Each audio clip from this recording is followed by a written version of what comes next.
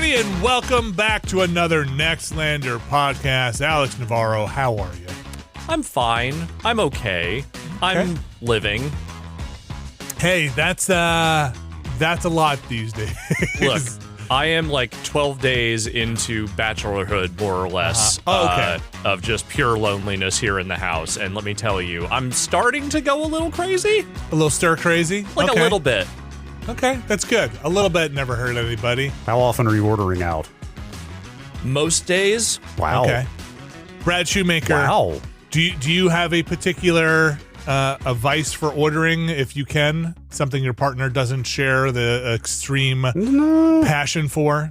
I know, not really. Okay. She's got a broad palate, let's say. Yeah, but like maybe sometimes a partner is like, that's pure junk food, and we're not getting that's that. where I come out. She absolutely lives healthier than I do by a lot. Yeah. So that's my life, is like, that she likes the same general food that I do, but when it comes to the garbage cutoff level, I'm way lower than she is. Like same with my wife will indulge with me, but it's a pretty rare thing if she were to just come home cradling a bucket of KFC or something. Oh, yes. Like that's just you not would think something happen. may have happened, and she was trying to butter you up if that happened. Yeah. She's been experimenting with a bunch of like healthy dessert stuff lately. Oh, nice. It's like the latest one is, this puts it in perspective. The latest dessert, at the base of the latest dessert, is basically cottage cheese and Greek yogurt. Like that's great. Cool. Delicious. 2 things I don't want to eat. I'm going to be honest with you. Kind of simulates ice cream in a way, but like that's where we're at around here as far as like that's what dessert is. No, haven't you looked up the latest research? Apparently ice cream is good for you. Oh, is that from the Gov? No. Is that from isicecreamgood.gov? No, I think that's ungov-related scientists have been saying this. Okay. I mean, I don't think it's all ice cream, but I think certain ice cream is actually not that bad for you. Oh, everything. Look, I'm a scientist, so take this. Yes, you are. So take this to heart. Everything is both good for you and bad for you at the same time. Schrodinger's food? It's Schrodinger's ice cream, yes. Yeah. That ice cream is both bad for you. It depends. You'll just know if you die from it. Let me put it this way. I don't eat fast food that much. I usually maybe once a month will be like, I'm going to have lunch at Taco Bell today because I'm out and I'm already doing some other stuff. But like this week, I have basically been going like, what fast food haven't I gone to yet? That's right. Okay, good. Like I had McDonald's last night. I still have Burger King and Wendy's on tap if I really need it, but I haven't gone to either of them yet. I've mostly been ordering like normal food, but I'm kind of getting down to scraping the bottom of the normal food we usually get. So I gotta either start branching out, or it's gonna be fast food for the next 6 days. Have you had a trash day yet? Have you incinerated the carcasses of your the fast evidence? Food? Yeah. Yeah, the next trash day is tomorrow. So, okay, good. Yeah, all right, good. On 9/11, so that'll be the real incinerating day. Speaking of anniversaries, nice. Okay, that are not 9/11. Well, this is all great segues. No, I love this. This is me getting ready for when you're not here in a couple of weeks. Yeah. We did have a very important video gaming anniversary yesterday, not just for one thing, but many things. 9/9 is maybe one of the more singularly important days in all of video games, I feel like. Sure. Yeah. Is that Dreamcast Day? Dreamcast Day? Among other things, that's the one I always think of. Like I actually was reminded Giant Bomb all-star moderator, all-time moderator Marino on Blue Sky posted a good thread kind of recounting everything that has come out on a September 9th. Yep. Okay. Which he is Marino v1.bsky.social if you want to follow him. But it's a lot of stuff. Yeah. Apparently Destiny came out on September 9th, 2014. Simpler time. TNA Impact. Okay. On September 9th, 2008, that's the one, right? That's the one, right? Yeah. Star Fox 64 in 2011. This is the one. Okay, last I checked his feed, he had not posted this, but he of all people I was sure would post this because this is the one I remember. September 9th, 1993 was the day of Mortal Kombat 2 home versions. No, he put that on there. I saw it. Yeah, it's up there now. I'm looking at it, but like that's the one. Yep. Even more than the Dreamcast or the North American PlayStation release. It's Alex, the day MK2 hits SNES is the one that sticks out for me. That's his big one. What tickled you? What other than the Dreamcast being the obvious one, and MK2, which I did clearly. I'm very excited about. Beatles Rock Band. Oh, just as on a personal level, I feel like nothing's going to top that one for me because as I said on Blue Sky, if I ever have to describe to anyone my brief dalliances on the other side of the industry, that is always number one with a bullet video game that I mentioned. Yeah, my name's in the credits for that. Sure. Not only is it Rock Band, it's Beatles Rock Band. Yeah. A thing that I went to that company having no idea they were working on, and then literally within a matter of hours, I think, of me walking in, they're like, all right, dude, we need to show you some shit. Oh, man, also, that would be such a cool experience. I mean, you can only have it like once or twice probably in your career, maybe 3 times, but to go to a big studio and immediately I guess it's like getting elected president or whatever, and then basically getting to see all the government secrets, right? Yep. It's like you go in there and it's like, oh, dude, look at these 3 other things we're working on that you don't know about. Yeah, like, but then that's if the secrets eventually come out. Right? Yeah. I don't remember the exact timing. I know it was very soon after I got there that they started describing to me what that project was going to be. But Rock Band 2 was on deck at that point. So Beatles was like over a year off. I'm not even sure that every contract had been signed by the time I got there, but they were definitely like, they had already made prototypes. They had showed that stuff to the various license holders. So like, they were just like, okay, so you want to hear about this fucking project that we kind of like very lightly talked around when you were interviewing here? Check this shit out. Also, I feel like of the fun stories you have from Harmonix and working on Rock Band stuff, and working around Rock Band stuff, I feel like the Beatles Rock Band has the most crossover, just fun story appeal. That's not if you're into game dev or you're into Plastic Instrument games, they're just fun stories. Yeah, it's that and basically like the Who concert are like the most like, check out this dumbass shit I got to do while working at this studio. Even the QVC stuff and all that stuff is just a lot of broad appeal and entertainment. Yeah, and it's look, I don't necessarily subscribe to the Seth Scheisel attitude that it's the greatest video game of all time or anything, but I will definitely tell you that it is one of the things I am most proud to be associated with. Alex, if you don't mind me just cutting right through the fat here, what is your credited role on Beatles Rock Band? I mean, I was community and PR. Community? Yeah, okay. So I was like a PR rep, and I was, community development, I think was officially my title. You did not get a credit for showcase at QVC? No, because, I mean, that was part of the PR thing. Okay. I think the only game I had, like, a slightly higher title on, because I was technically the lead publicist on it, was Rock Band Unplugged. Hell yeah. Yeah. They just shoved that one off to me and were like, you can handle that one. And I was like, that's fine. I like frequency and amplitude. I'll do it. Oh, man. Again, weird time. The people you were working with, also very fun to see them. Everybody spin off now and doing other things there. Oh, yeah.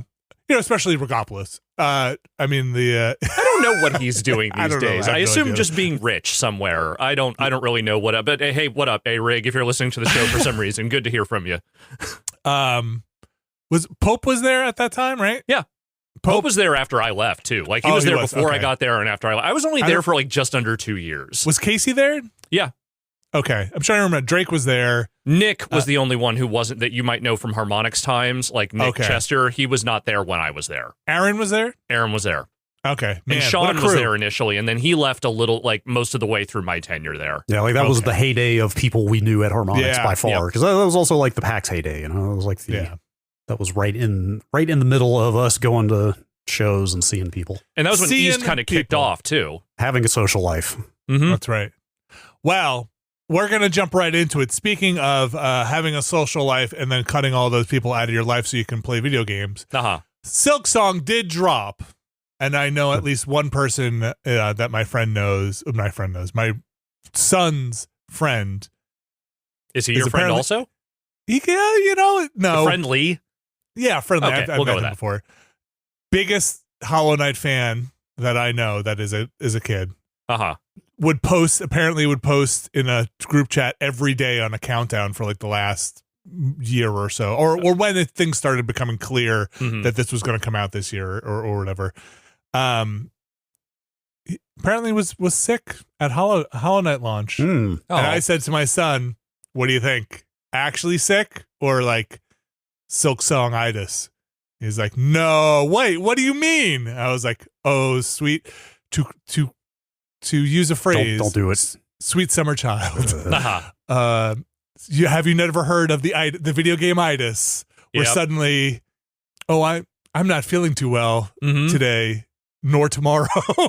I may, in fact, be out for about a week. It feels like a 72-hour bug, I guess. I don't know. Yeah. Right. See you next week. I don't know. I hope he's doing all right. But it was very funny to me to be like, oh, have you talked to this person? No, they've been out. Sick. Weird. Oh, weird. Weird.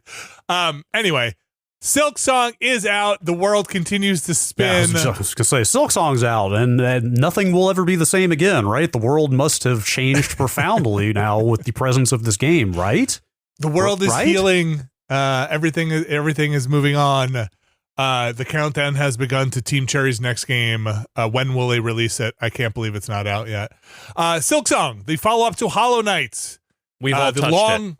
The long-awaited follow-up to Hollow Knight. That's right. It is out for realsies. People, I assume people have beaten it more than a billion times already. They're doing their speed runs of it. We have played it. I've got about 15, 16, 17 hours in at this point. Well, then you are well ahead of me. I can tell you that.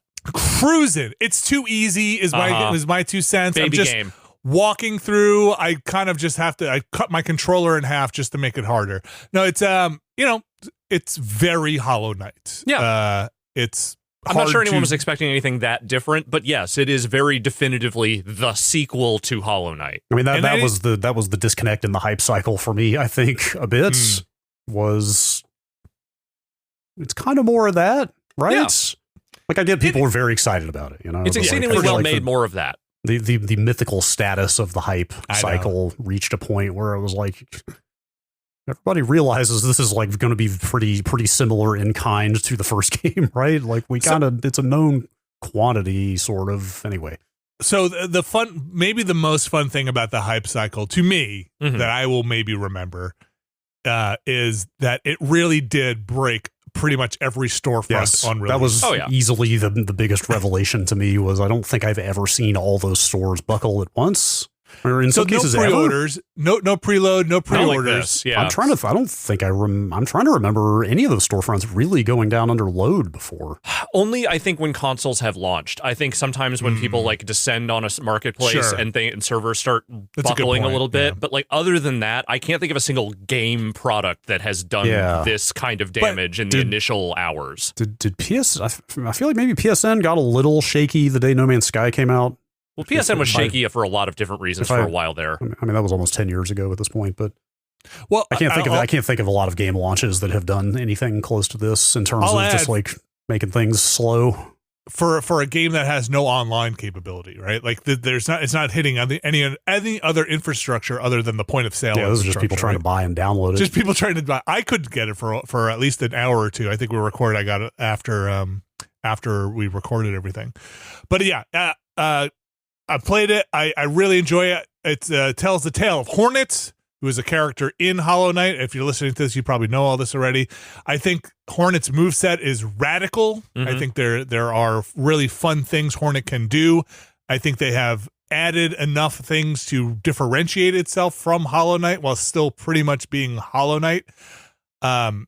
Hornet does play differently than the Vessel, and my son gets mad every time I call the Vessel Hollow Knight. Is that the name? The Vessel? Is that character in the first game? Is that not the Hollow Knight? Yeah, look, I get it. My son was always like, "Does not Hollow Knight," and I'm like, yes, you're right. And I'm like, who cares? So then I'm like, who or what is the Hollow Knight?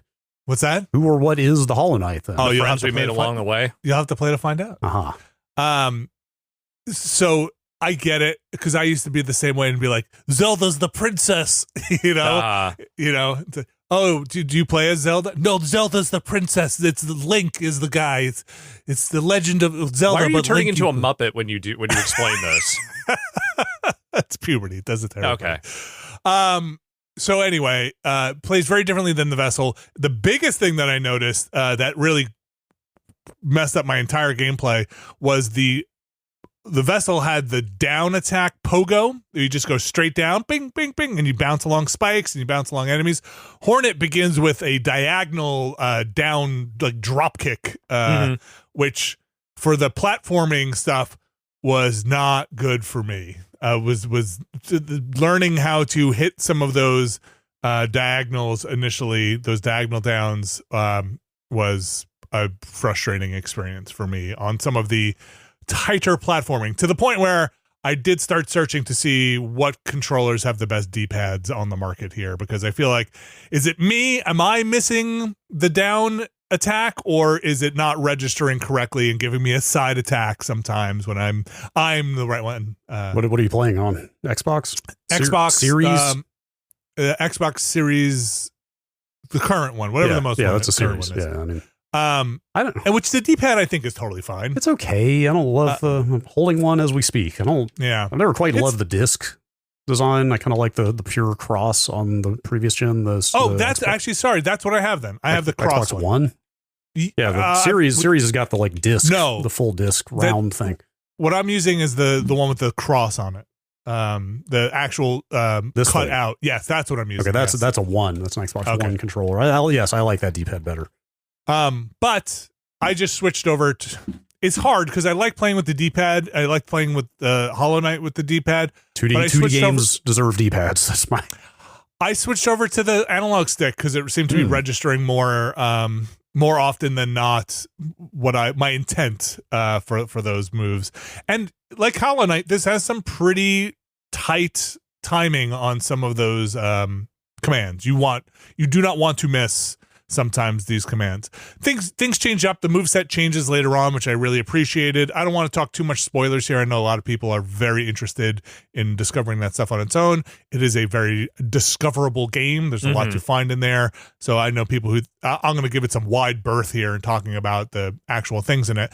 I think this game seems to be packed full, even more than Hollow Knight, of boss encounters. Boy, you cannot throw a needle without hitting a boss in this I've game. run into a handful, and I'm not even that far into the game. Sometimes you hit a boss, you beat a boss, and you're like, whew, that was, oh God, another boss. Also, the economy is rougher in this game, I think, out of the game. Really? Because I feel I only got 2-3 hours into the first one, but even that was, it wasn't terrible, but it was definitely like, I'm going to have to kind of like wait it out to get some of these upgrades that I really want to improve quality of life a little bit. Is it worse? So it's very hard going back to this game after spending kind of more recently than probably a lot of people, time with Hollow Knight and a lot of time with it, because I remember late game Hollow Knight, the mobility, all the ability. It's a Metroidvania. So towards the end of a Metroidvania, I feel like if you're not just flying through the map at some point, not literally, but with all your abilities, then you've made a bad Metroidvania, right? Like Ori does this, Hollow Knight does this. Your mobility should be one of the things in a Metroidvania that comes with the end of the game. You should feel very fast. So, Silksong felt extremely sluggish and slow at first. And the economy also felt like it was just grinding along. Like, oh my God, like I have no money. And all of these things are taking like 60 beads, 80 beads. So a couple of things. One, it's just a design choice, and I what they did. Fucking beads. They roll all over the place. Yeah. Like you get something, you get a charm. This isn't a spoiler, but you get a charm that is pretty early on that could be a magnetic thing that just soaks them up. But like, man, chasing down beads, that's not fun. But they split the economy, and this was not in Hollow Knight. So you can get shell pieces, right? Fragments, and you can get beads. Pretty much what it seems like the pilgrims or the more intelligent creatures on the map drop beads, the currency, and the everything else will drop, like the monsters will drop shell fragments that are used not for buying things in a shop. I don't. It's more for your meters, right? It's for your gear. Let's say. So when you're killing enemies, and in Hollow Knight, everything dropped the same currency. So everything you killed would give you money, right? Essentially, as I remember it. Maybe I'm wrong, but that's how I remember it. But you played it more recently than we did, so I would lean on your memory of that. So that's how I remember it. So you're now like, there are certain areas where you're going through, you're just not making any money at all because you're not fighting the right enemies that give you money. And I find that economy to be a little tougher. They do give you the ability to store your money. It is a roguelike game, so you will lose your stuff if you die twice in a row. Wait a minute, roguelike.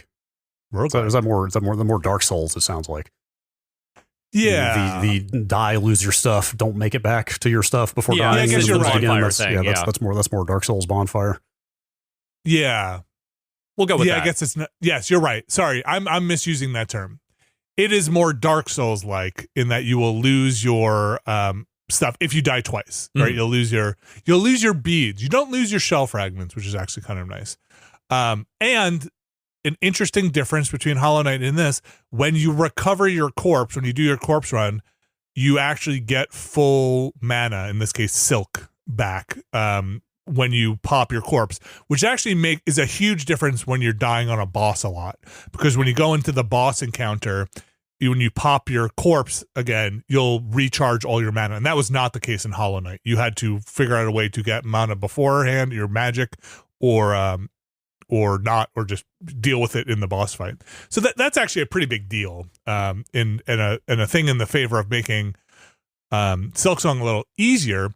On the other side of that, the starting healing magic takes a lot of your mana. I think the full bar to heal. Yes, it does. For 3 health, which is it's a big ask, you know. Like you got to use it all up, but you get 3 health back. So use it wisely. It seems to pop a little faster than the vessels did, but it does seem to be a trade-off there. So difficulty wise, I'm finding it hard to tell. I'm finding it kind of on par with my Hollow Knight experience. I suspect things will really ramp up as I continue making it through the game. Some bosses are harder than others. The reason I really liked Hollow Knight at some point is I found myself just able to, at some point, it's all pattern recognition. It is a 2D pattern recognition, fast-paced game. And if I could just grind out bosses eventually, right? Like I suck at them at first. I suck at them the 150th time. Maybe the 151st time, something clicks and you're like, oh, okay. I think I see how to deal with this pattern now in a way I didn't before. I'll try a new approach. But I'm not great at these games, but I can deal with it. Sometimes in like an Elden Ring or Dark Souls, I just feel like I never got the patterns. Like I just, in a 3D space, you know, I think can be a little different. I'm very much the same as you. I have a much easier time with pattern recognition in 2D type stuff like this. Like I had a much easier time with stuff like the, you know, more recent like Ninja Gaiden and Shinobi stuff versus like, you know, any of that Souls shit ever. But, you know, the challenge is still there. And I've certainly had a couple of bosses so far in Silksong that I'm like, okay, I'm either going to come back to this later or I'm just going to, you know, I'm going to beat my head against this. Usually I just chose to beat my head against this, but I'd say, look, I didn't finish Hollow Knight. I didn't really get that deep into it. I feel like with this, I'm having the exact same reaction, which is that I really admire it as an object and a construction, but it is just not the kind of game that does anything for me spiritually, you know?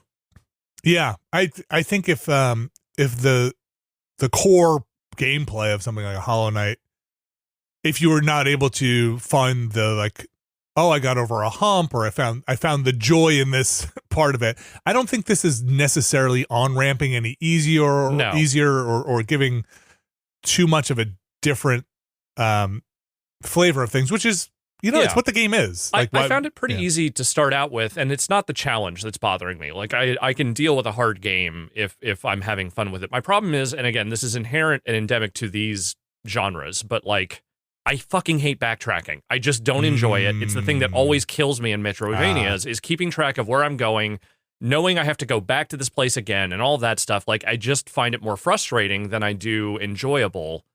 And so there's just this point I always hit with these games where it's like there's too many things to keep track of, and I'm just like, I'm not having fun anymore. Yeah, that's not going to be a great fit. No, and I understand that. And I went into this with the understanding that, like, look, I'm probably going to bounce off this the exact same way I did with Hollow Knight eventually, and I'm not there yet, but I can feel myself starting to get there already. So this game, I like the backtracking. I like the part where you're like, I can access this area now. I have this ability. That to me is some of the joy in this game. Or like, here's this thing I couldn't do before, but now I can do. They open up the fast travel fairly early in this game, which is kind of nice. And then, but everything does seem to cost a little more money than maybe in Hollow Knight. More it's benches inflation. that you. Yeah, in this economy. Dude, it's been 8 years. I mean, inflation has hit everything. But inflation has hit the bug kingdom just like everywhere else. That's right. The benches, there seem to be more pay-for benches in this one than maybe in Hollow Knight, which can be a good thing or a bad thing. You know, maybe there are more places to checkpoint because the benches are where you checkpoint. Do you still have to go to a place to fast travel? Like the first game had like the tram stations? Yeah. Okay. Yeah. But they kind of open it up fairly early. I don't remember exactly when it opened up in Hollow Knight. Maybe it was It's early. in the first couple hours or something. Okay. But again, you have to find like the points to fast travel from. So early on, you're just kind of limited in how many places you can travel from. That's exactly the same here. And you pay to open it up, and then you kind of you get the station and the fast travel. Game loads very quickly. Technically, I have no problems with it. You know, it looks nice. I think it plays well. And I think, again, the things they've added to the move sets where the first game had charms you slot in, right? Mm-hmm. And your build is kind of your charms.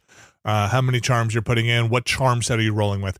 This changes things up a little bit more. And again, I'm going to stay pretty broad here in case people want to discover it. But I think there are a lot of different ways to build out your Hornet that are going to be different from other players this time around.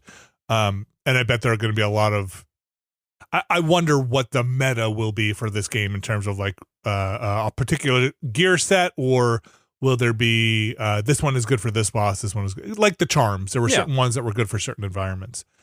So, but I really like it. I enjoy finding those gear sets. It's coming a little slowly. I don't know how long this game is. I know they have said it is a large game. Yeah. Yeah. So, like I said, I've killed a lot of bosses so far, but I am, like I said, hour-wise, probably about, I think it said 17. There's only one spot that I was cheesing the game to reload it because I was losing money every time. There was like you have to pay to do this thing each time, but you'll get a reward if you do it thing. And so at some point I was like, I'm just gonna fucking alt F4 this if I lose it before it saves and reload it, and I did it. So my hour count may be a little bit inflated. It's there, fine. But I won't tell gonna anybody. judge you. Yeah, don't tell anyone. But yeah, that's Is it? Go ahead. Okay, so like it obviously varies somewhat in the details, you know, respawn mechanics, core move set, whatever. But like broadly at the top level, is there anything about it that's like profoundly different from the first game? Would you say? I mean, in the biggest at the biggest possible view. At the biggest possible view, no. Which I think is good. It's certain design choices. I think that's the main difference. Yeah, I think. But I would also say for a kind of tight action game, having the moveset be different is kind of a big thing. You know, like, yeah, that's fair. It's a different character, so that makes sense. You know, like you wouldn't want to just do the exact same thing again. But I think they, at least from what I've played so far, like the changes in the character design and the dynamics of them, I'm actually maybe like a little bit more partial to Hornet than I was the Vessel personally. Yeah. I did like that pogo. I'm not going to lie. Yeah, and I think there's more variability here than in the original Hollow Knight in terms of playstyle, being able to make a Hornet build that matches your playstyle. It seems like it so far. Again, I'm not that deep into it, or at least seemingly not that deep into it, but I've already got a couple of builds that I switch between even now. And I'm like, oh, and they make the switching of the builds fairly easy. Again, everything just costs a little bit of money. Yeah. So They want you to do some grinding, but I got to do some grinding. So find your grind spots, get your beads. Yeah. These bleeds, get these beads. I do really admire it, though. Like, as much as it is not the kind of game design that I generally enjoy, you know, I can still appreciate a good one of these. You know, I certainly appreciated that last Metroid game that used this style, and then eventually that last Prince of Persia game that kind of, you know, was more of a Metroidvania.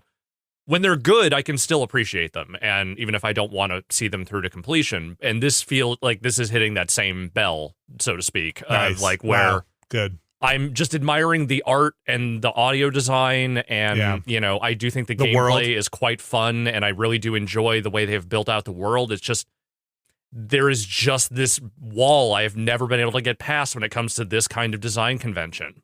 Well, you gotta get the ability first, and then you can come back. No, because the thing is, once I know where that ability is, and I see how far it is from me, I'm not going to bother going back there. So yeah, not too much more to say about Silksong right now. Has there been a Bopanada? Bopanada? Bopanada. Oh, you mean like a? Well, here's a weird thing. Hornet talks. Yeah. What? I mean, it's like gibberish. Not speaks like English. Should Hornet talk? I think so. But like interacts with characters and has dialogue prompts where Hornet's just like, "Hey, what's up?" Because the character in the first game didn't even like verbalize at all, right? No, just kind of stared. Yeah, and that's always a little weird. Interacting. Yeah, I got used to it fast. I mean, they're all talking the same bug gibberish, so it's like whatever. So no Bopanada? Which one was Bopanada? I forget who it is. There's a character early on in the first game that greets you with Bopanada, which is just look, man, Great. it's just Hollow Knight fandom shit at this point. It's a meme. There's the new map giver in this is cool, and she sings a song which I really like. I bet there's a lot of art of that new map giver. I just found there's a YouTube video, Bopanada 1 million times. You can just put this video. You can put this video on and have this character say Bopanada to a count of 1 million. I mean, their art style and their world is cute and deadly and dark, right? Yeah, and I think it's a nice blend. That mix really works for the game, and I'm actually having a fun time. I'm going back and forth. I think I know where I actually am, and I'm sure people could answer this immediately. But if where this falls in the Hollow Knight timeline verse, a prequel, post this thing, what happened? I think I have my mind made up where it takes place because of what happens in certain references. But Ohio, same time, Ohio. All right. I could probably talk more, but it would probably get into some specific spoilers, which I'll save for another time when we're deeper on. This game just came out; it's very popular. I'm really enjoying it, and I'm curious to see what the kind of after the initial wave, what the Silksong tale is. They're working on patches already. Hollow Knight had a very I wouldn't say super long tail on the updates and content that came around, but they were heavy updates. So I wonder what'll happen as Silksong gets more updates and DLC as it goes along, and see what happens. All right, we're gonna take a break here.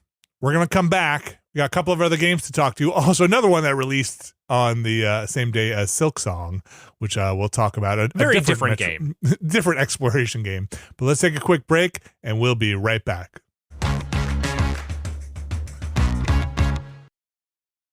All right, we are back, and a couple of other games coming out here. Though I will say, this September, we got a lot of games coming out. There's a lot. We are awash.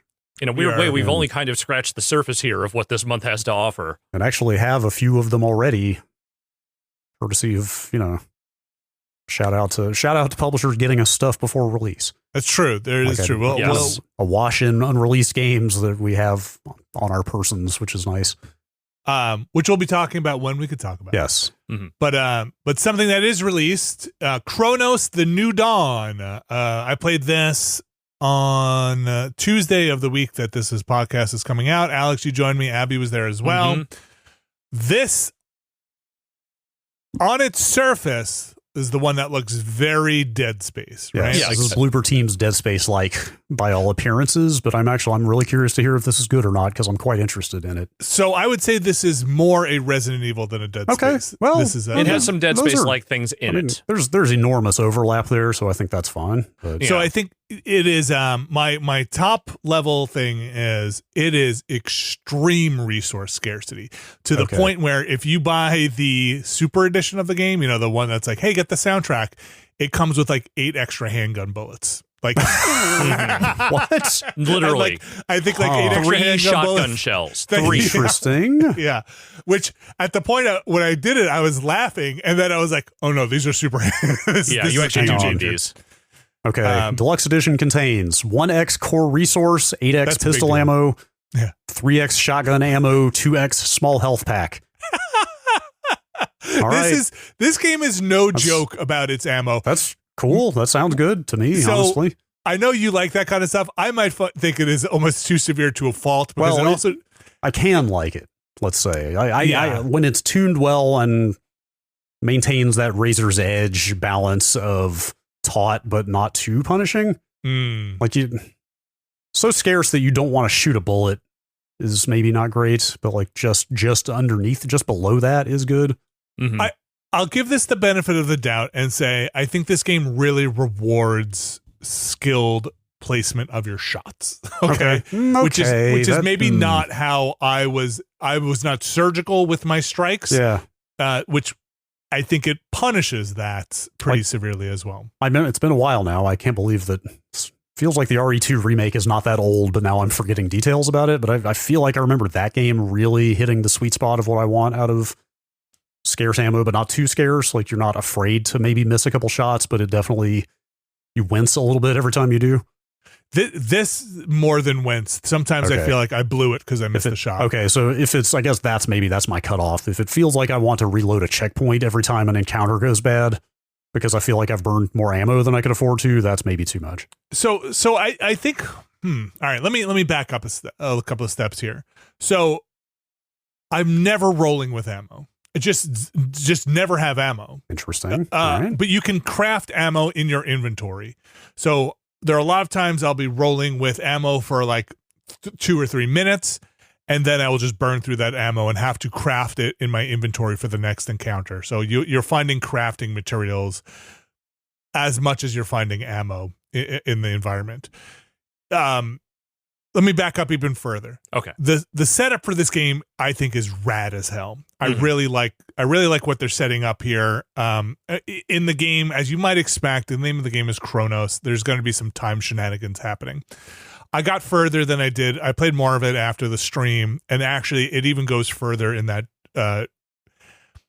what feels like probably the reference point you'll see a lot is a 12 Monkeys-ish direction of you're on this hellscape of a world, right? Whether or not you know it's Earth or not, it's still up in the air for me. I'm starting to come to some conclusions here based on the environmental storytelling.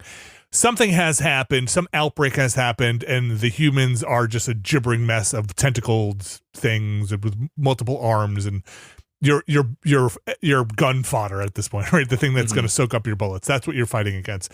Heaving masses of slimy, breathing blah, right? Yeah, and the environment is littered with what looks like just the goopy remnants of people what got absorbed into whatever this thing is. In whatever I assume Polish landscape they have rebuilt here, right? Yeah, and Soviet era style stuff too. There's a very for the party, for the people kind of thing going on. And so there is some time travel stuff that we didn't see when I streamed it that I got into that takes you back to before the events of this time. And this is where some of the story gets developed. And actually, I'm really digging that path on that narrative. The gameplay is, I have found, very punishing. And it to the point where I'm still playing on my own. I started to figure out a little bit more of the push and pull between, should I run past these guys? Should I engage these characters? What's the, Brad, you probably run into this. You know this exact feeling where it's like, am I going to spend more ammo than I'm going to receive in this encounter in the end, right? This room seems to have loot in it. This room also has enemies in it. I need to net positive at the end of this room, right?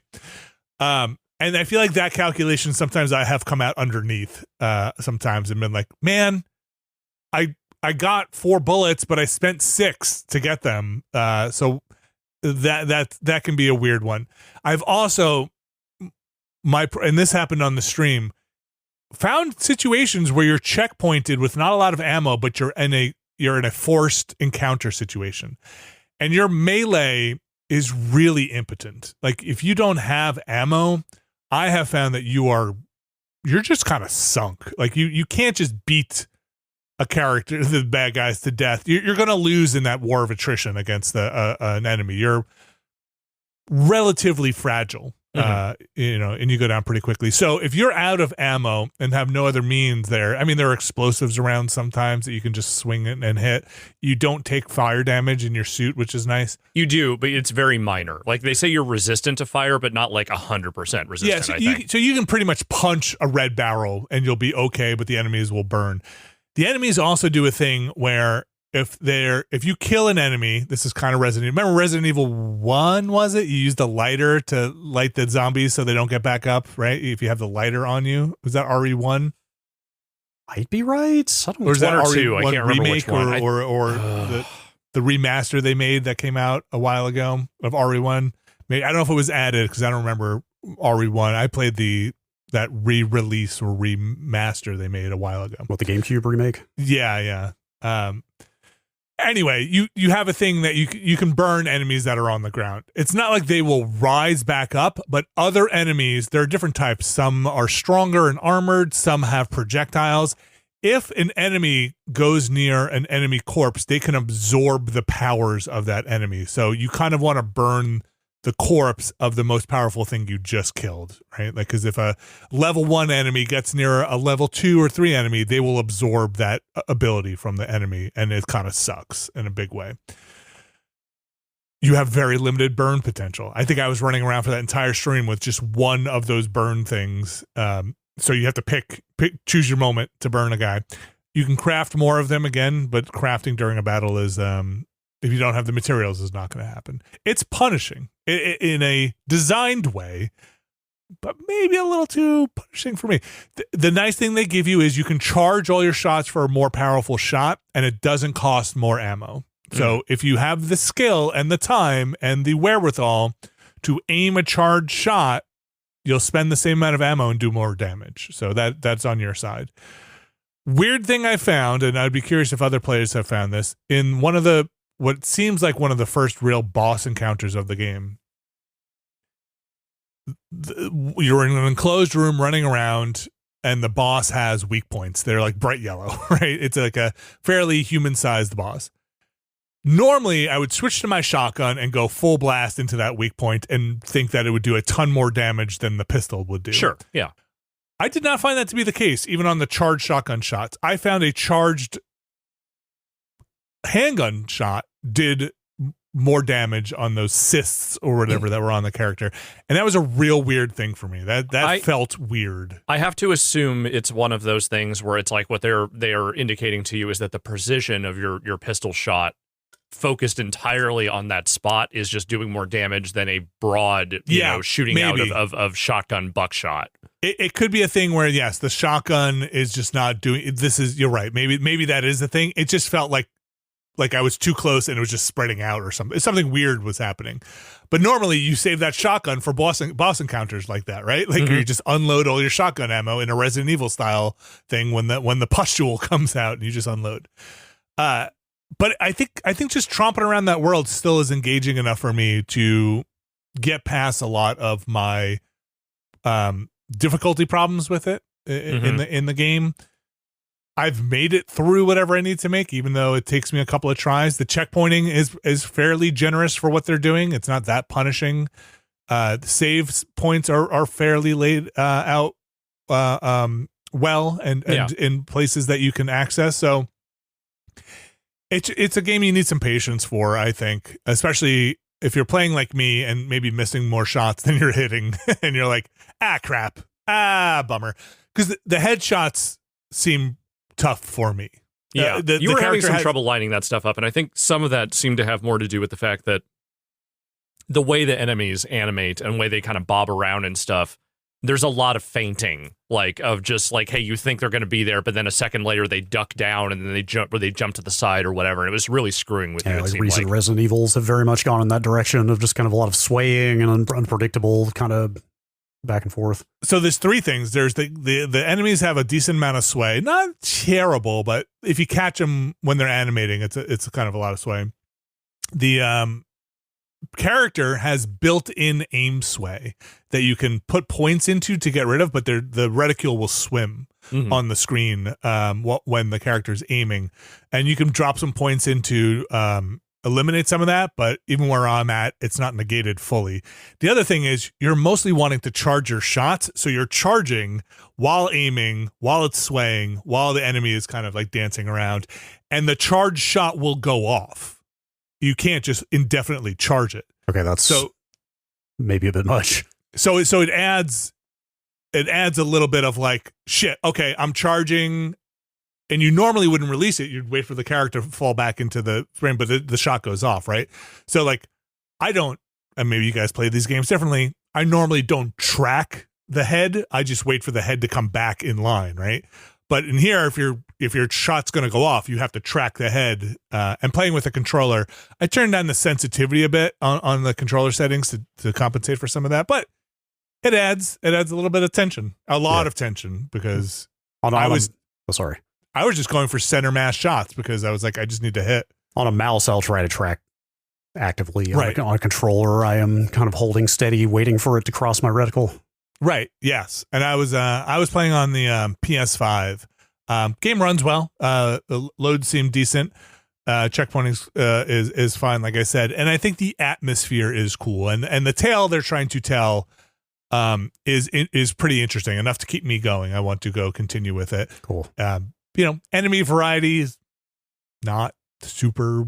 So far has not. It's been mostly goopy people. Yeah, a lot of like shapes of that, like Resident Evil style exploration, or is it more linear action? It is pretty funny. You will fairly linear until you come up to a door with, say, a padlock on it, right? And then you're like, okay, when am I going to get the wire clippers? Or you're going to come up to, which I got the chain, the wire snips, or a door that has a code on it, or a door that has whatever other MacGuffin you might need.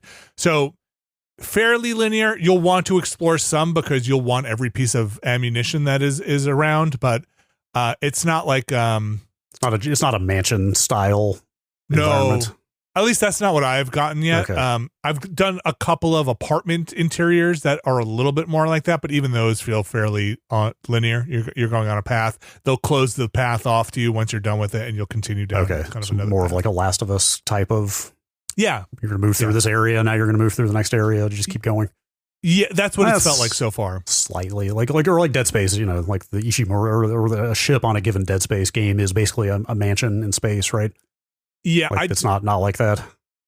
I did not get anything where I felt like so I did pass some locked doors, and I did have some backtracking that pushed me past those locked doors again, but that was mostly critical path stuff. Like the game wanted me to go back this way. Okay, that's expectations a little more for me then. I still want to check this out though when things slow down a little bit. Like I said, you do get some stuff where you're switching environments because there's some time shenanigans happening. So it's not necessarily exploration based. That stuff is also fairly linear. You can explore, but it's not, I would nowhere near in the realm of an open world or even like a Silent Hill, like we're checking out all these buildings. It's cool though. Like it's got good clomping around. All right. I found it difficult. Yeah. Love a good clomp. I don't know how it's reviewing, but I would say it's like, pretty well. Okay. Yeah. Like 80-ish average. I think. Sounds exactly right. All right. Like 80s. I would probably say if I were to follow the trajectory here and the story keeps going, like good story, some gameplay issues. So far, it was my take. A few atmosphere. Hours in, I like the atmosphere. Yeah. I dig it. I like the voice of the traveler, the person that you are. It's like very disaffected, just reporting in, keeping a log. Like the way that she refers to the person she's there to basically like take over for. As just the predecessor, like they're just a number, and there's like no like personalization whatsoever. And when they find their body early in the game, they're just like, "Cool, all right, well, I'll pick it from here later." We go on, yeah. We continue. So yeah, the vocation, that's what they call it. Yes, it's cool. It's a cool setup. Cronos: The New Dawn. We'll see what this does for Bloober. The Bloober's prolific. Bloober is officially a 2-studio team now, right? Or at least 2-team. Yeah, I think it's been less than a year, I think, since Silent Hill 2. And I think this might be the group that made the Medium, if I'm not 100% wrong. I like this better than the Medium. I like most things better than the Medium. I definitely feel like this seemed a lot more assured and a lot less shitty than the Medium was. All right. Yes. I dig again. I like the story stuff here too. All right, that's Cronos: The New Dawn. That's available on pretty much everything. I was playing on the PS5. Another game that launched that is an exploration-based game launched the same day as Silksong, had a little bit of a news buzz, or at least is in the news currently. Kind of. Actually had kind of an anti-buzz. I didn't realize you had seen this at that Atari event a few weeks ago. Yeah, so I also became aware of it for different reasons. So there was a demo of Adventure of Samsara that was out, and I played some of that, and I think it might have been what was in the demo. I'm not 100% sure. At that Atari event where I saw Bubsy and some of the other Pac-Man stuff there, but it was mostly Bubsy was the thing they were showing. And it's a neat 2D, and not D, what do you call it? D-Res, like a pixel. It's pixel art. It's, pixel art. But nice like, pixel art. But like older pixel art. I don't know how to qualify this. Like Super Brothers-ish. There's a difference between like modern retro pixel art and original style pixel art. This almost, it feels like it's throwing back to old PC in a way, kind of. Yeah, Super Brothers is actually, for some reason, that's definitely a good comparison. Yeah, and it's a Metroidvania. It's apparently, and we'll get to why it was in the news recently too, but apparently it is has hooks back into, this is published by Atari, it's got hooks back into original adventure. Yeah, so that is the weirdest thing about this game, is that it's apparently in the adventure universe. We're talking like 2600 adventure, that rich textured universe we're all very fond of. Dragon on the cover, first Easter egg in a video game, blah, blah, blah. That adventure. Inventory in a game. At the end of Ready Player One adventure, that adventure. Mm-hmm. It almost reminds me of Shadow Labyrinth, that like Namco just put out a Metroidvania set in the Pac-Man universe.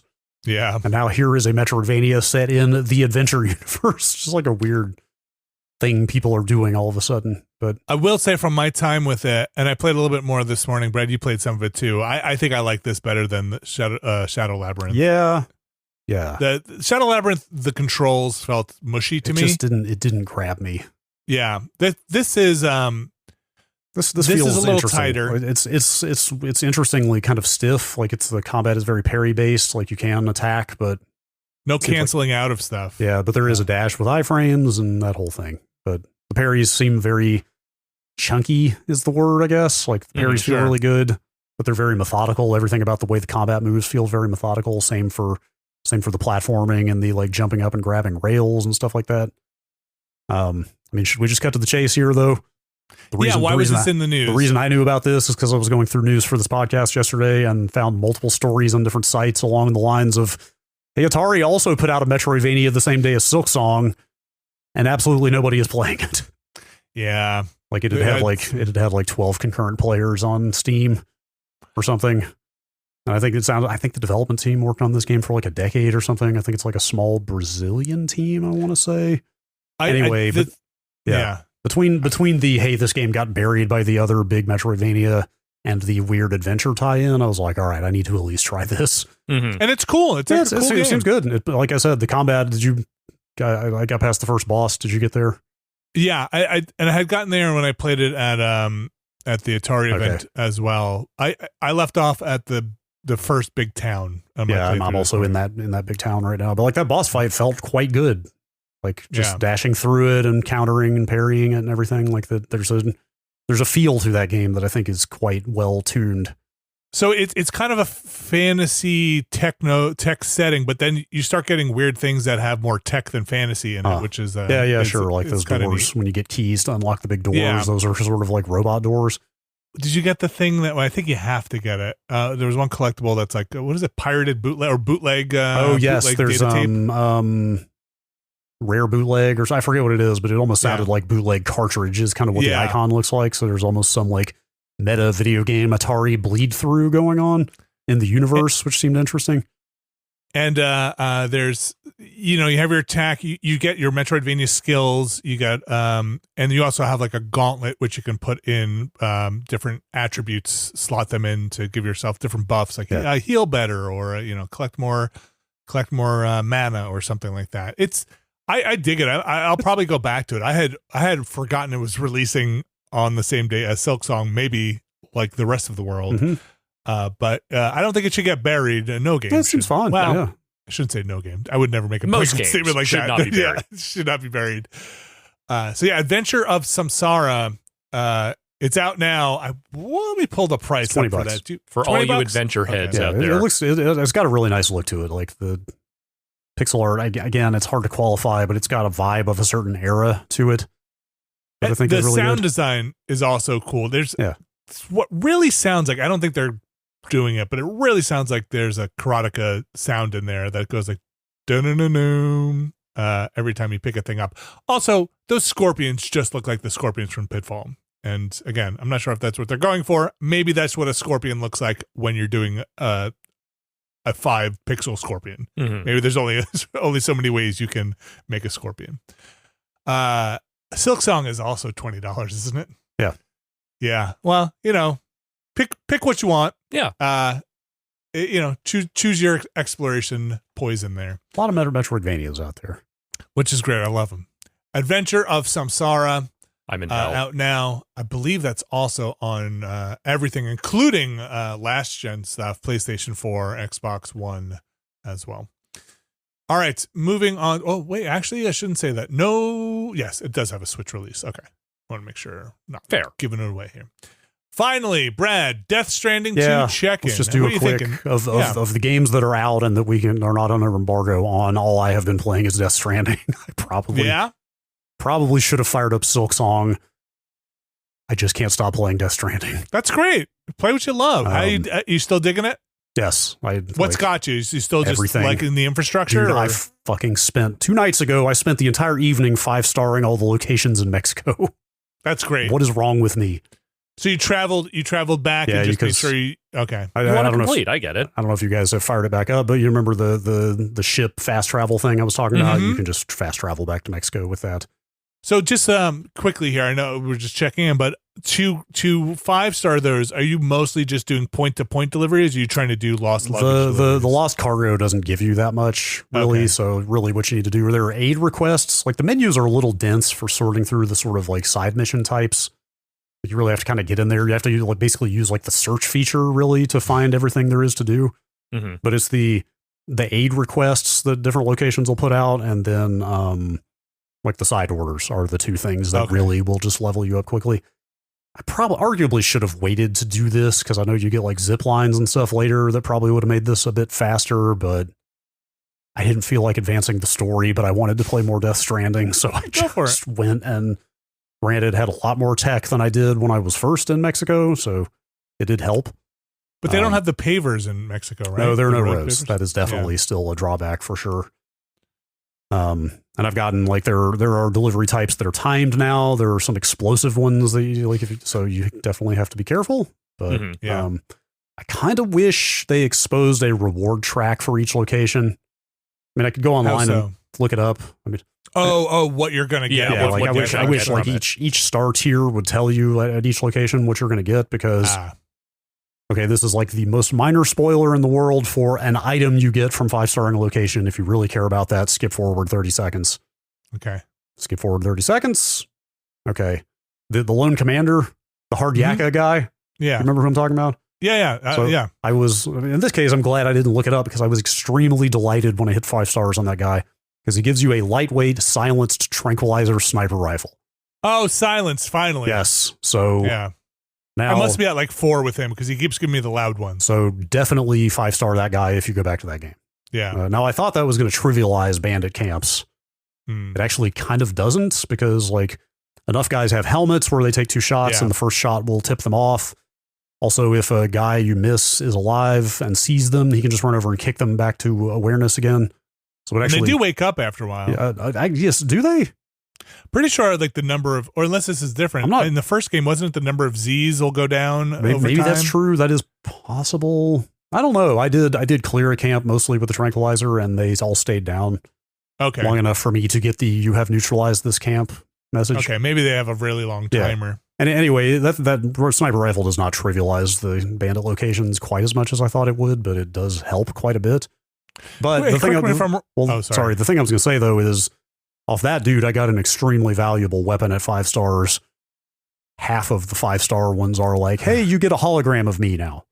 Oh, and more that's resources. Very valuable too. Sure. But I mean, like sometimes you effectively get nothing and sometimes you get something very good. And maybe I should just go look up what you get online for everything. So I'm not necessarily like I could target my side activities a little more and get valuable stuff and keep moving through the story because I really think I need to just start pushing the story because I think I might actually burn myself out if I just keep doing side stuff everywhere.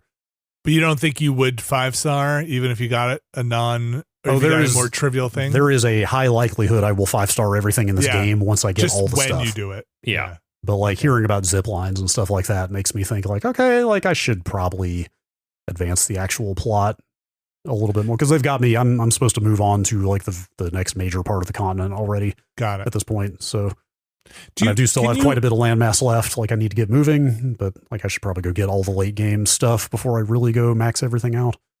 Well, I don't know. Like you said, like some of those items might be beneficial for you know not knowing is not knowing is half the battle. Yes. Can you strand tie up tranked guys? I don't remember. I don't think so. Okay. Don't quote me on that.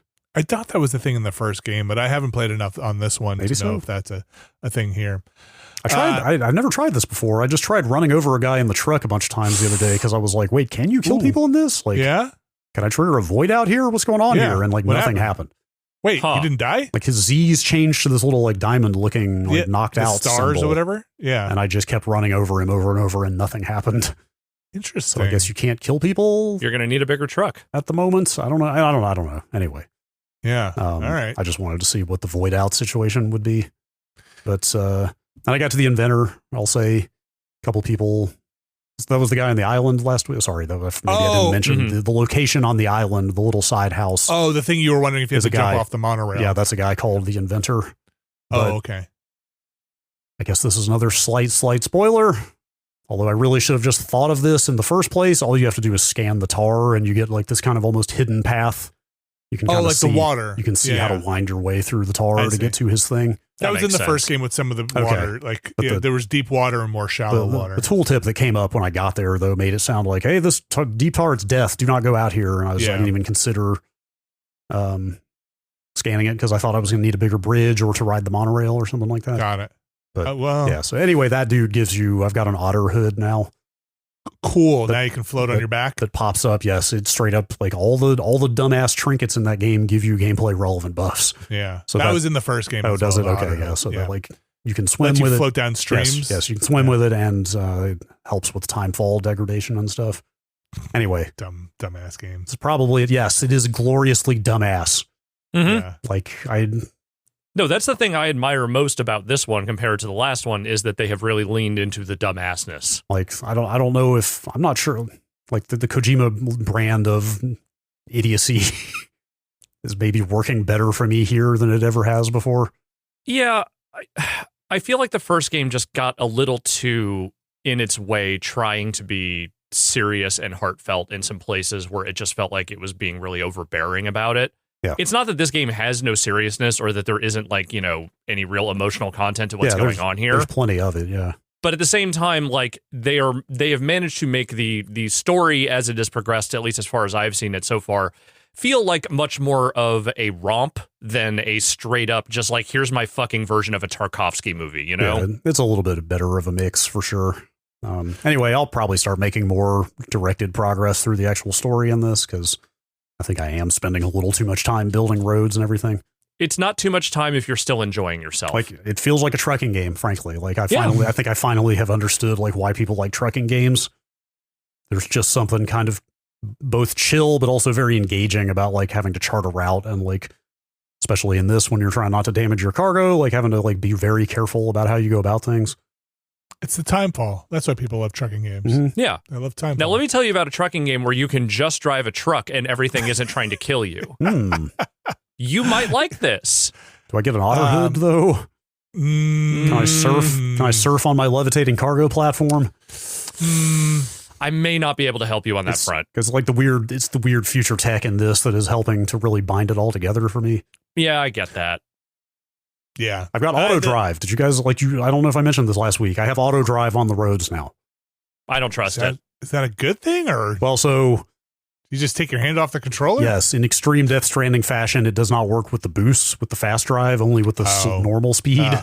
Is it like if you go to use the restroom or something? Yeah. So like I used it to go get a drink the other day. I was just like, I need to get down to West Knot. I'm actually just going to I'm going to turn this on and go get some water.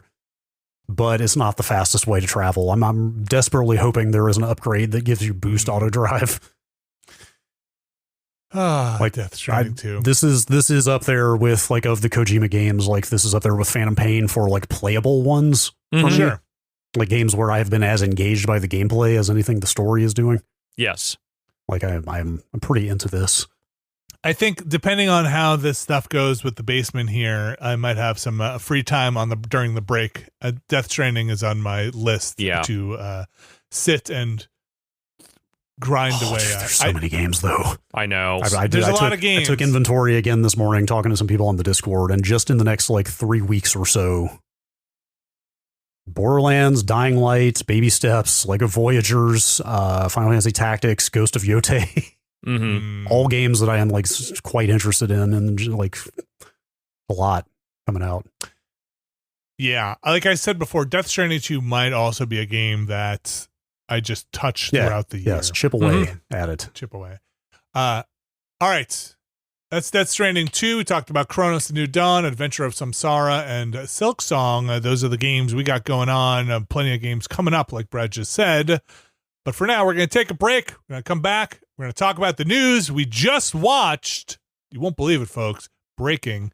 We just watched The Return of Acclaim. And we'll talk about what we saw. Sure, we'll call it that. Right after this.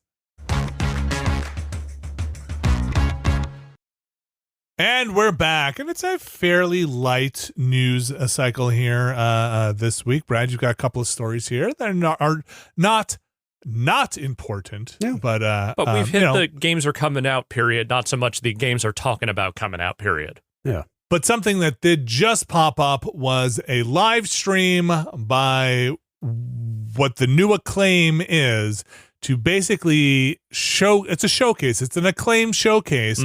They're going to be publishing games once again. Yeah, we talked about this. I think we talked about this on here a couple months ago. Acclaim is back. Some group of investors and wrestler Jeff Jarrett have resurrected the Acclaim name and trade dress and all that stuff. Say it again. There's no more appropriate wrestler to associate with Acclaim in that both are basically scam kings. Whoa.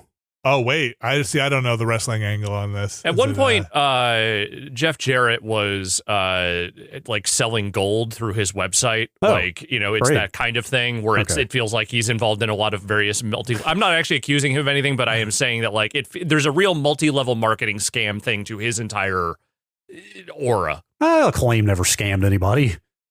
Okay. Have you ever played an Acclaim game? That I know of. Well, this Acclaim showcase certainly was real. Yeah, yes, we watched it during the break. It turned out to be about 12 minutes long. I assume the games that were shown were real. I don't think this current iteration of Acclaim is out to scam anyone, at least not yet. No, I mean, the original Acclaim was very much known for licensed games. Junky ones, yes. And some internal shenanigans. Some good stuff. Okay. Yeah. I'm not gonna get angry here. I'm not gonna start a fight over it. But what are the good Acclaim games? Mortal Kombat 2 for the Super Nintendo. Twice in this podcast now, I've gotten to mention that game for different reasons. Turok? See, I never thought Turok was that great. Turok has its fans. It was on Long Island? I own some Acclaim games. I'm not standing here and saying that I never did, but... Are you saying that's where Acclaim was based? Oh, yeah. They were in Oyster Bay. Were they really? I think so. Glen Cove, New York? Oh, yeah. So, I did not know bring that. it all back to Harmonix again. One of the executives at MTV Games was an ex-Acclaim guy. Oh, wow. Okay. I don't know why. For some reason, I always thought of Acclaim as a Texas company. No, they were New York through and through. I mean, it's because they had development studios down there, kind of, or worked with some down. Anyway, whatever. Burnout? Yeah. Yes. They put out the first, 2 Burnouts? I think, was it 3? We found it. Was it 3 when Burnout shifted to EA? Yeah. Okay, you're right. So they did at least do some good work.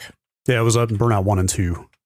No, neither of those are the best ones, but they did start something great there. I mean, they published all kinds of stuff. Wow, they put out, apparently they were publishing some Sega stuff in Europe, for example. They just Acclaim was just kind of all over the place doing licensed games and ports and publishing and other people's LJN stuff. was part of their whole thing too, I right? believe LJN was one of their sub And they were labels. the licensed kings. Yes, they were. I mean, that was back when Konami had Ultra. That was when Nintendo limited how many games you could put out a year. So you just spun up another imprint. Anyway, but of course they had their NBA jams. They had all their licensed stuff. Yes. So we were curious coming into this. What is Acclaim gonna do? Yeah, and I felt pretty good about this prediction once we got into this. Like it feels like they are pursuing a fairly Devolver-like boutique indie publishing label kind of vibe now. Seems like it, yeah.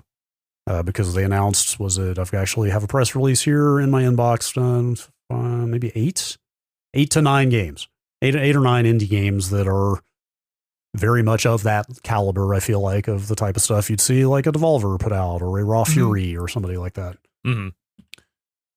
So the CEO, we talked about this offline, but Alex Joseph from Graffiti Games, I looked up Graffiti Games, and I guess they had put out, they're like indie games also. Yes. Like smaller indie games, like Turnip Boy, which I think I have seen or played one of the Turnip Boy games, I believe is a Graffiti's Games game. Apologies if that's wrong.